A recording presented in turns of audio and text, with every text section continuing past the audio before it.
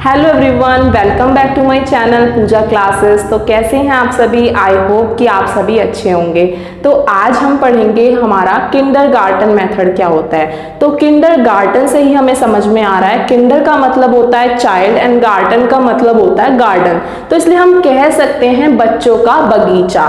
तो इस तरह से जो किंडरगार्टन मेथड है वो किसने दिया था, सबसे पहले हम ये समझेंगे जो ये मेथड है ये किसने दिया था। तो ये दिया था हमारे फ्रेडरिच फ्रॉबल ने दिया था।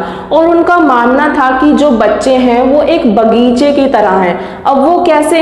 एक बगीचा है, उस बगीचे में बहुत सारे प्लांट्स होते हैं, फ्लावर्स होते हैं, उनकी अपनी नीड्स होती है और उनकी अपनी खुशबू होती है। कोई भी किसी की तरह नहीं होता है, सब अलग अलग हैं, सभी अलग होते हैं और सबकी अपनी अलग ही खुशबू होती है। मतलब हम कह सकते हैं सब अपने आप में ही यूनिक होते हैं। और जैसे हमारे प्लांट्स हैं, फ्लावर्स हैं, इन्हें ग्रो करने के लिए सनलाइट चाहिए होती है और इन्हें गार्डनिंग चाहिए होती है, वाटर चाहिए होता है। तो मतलब सबकी अपनी वांट्स होती हैं, हर प्लांट की अपनी वांट्स है। तो इसी तरह से जो हमारे बच्चे हैं उन्हें भी ग्रो करने के लिए, डेवलपमेंट अपना करने के लिए केयर चाहिए होती है, प्रॉपर न्यूट्रिशन चाहिए होता है, तभी वो ग्रो कर पाते हैं। और बच्चे भी फ्लावर्स की तरह डिफरेंट होते हैं।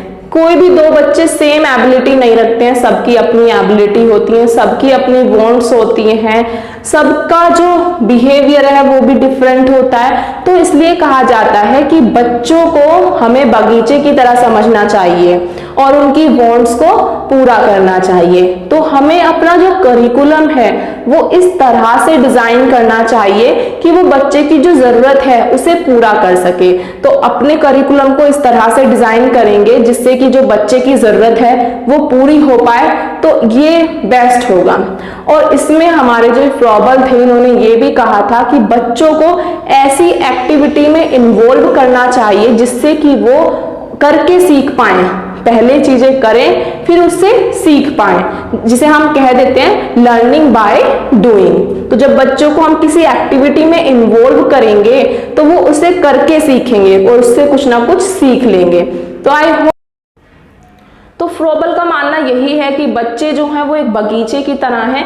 तो हमें इसी तरह समझना चाहिए, जैसे हम पेड़ पौधों में भेदभाव नहीं करते हैं तो हमें बच्चों में भी भेदभाव नहीं करना चाहिए। प्रॉपर केयर करनी चाहिए बच्चों की भी उसी तरह से जिससे हम पेड़ पौधों की करते हैं, अपने गार्डन की करते हैं, उसी तरह से बच्चों की केयर करनी चाहिए। Thank you so much.